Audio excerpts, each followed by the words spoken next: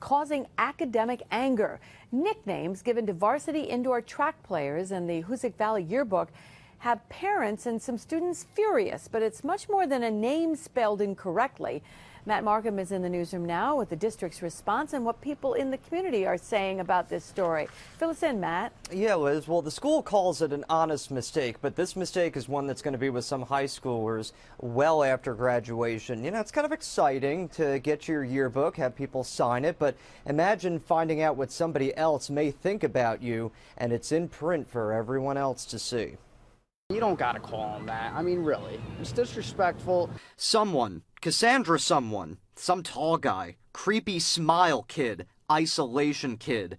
Names given to students, athletes, indoor track team members in the Hoosick Valley yearbook. Does it surprise you that it went through so many people and nobody caught this? Yeah, from what I hear, it went through like 6 or 7 different people and nobody even found it. Given the process, how could something like this happen?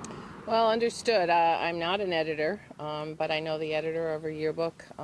It was an error, and human error, and she is devastated, and I don't know exactly what happened, but I know it was unintentional.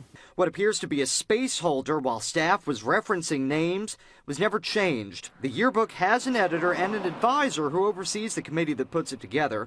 The school board president says the district is calling parents. What would you say to some of the kids who may be represented in this picture in this page of the yearbook?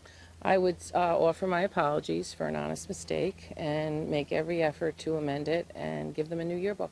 Another option would be to call for books to be returned. They cost students about $100 and put stickers over the errors. Not everyone, though, would sign off on the idea that this is an honest mistake. And they have all these anti-bullying rallies. Well, sounds like bullying to me.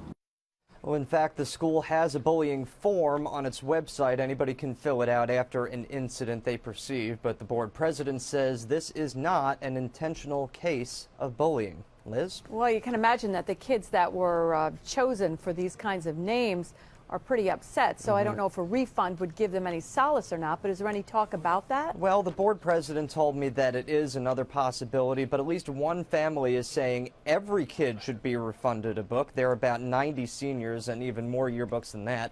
So the school has to incur a cost, and maybe then this family believes it would harden its position on bullying. You will hear from that family member, Liz, coming up at 6:30. I hope you stay with us for that. Yeah, I would say so. Matt, thank you very much.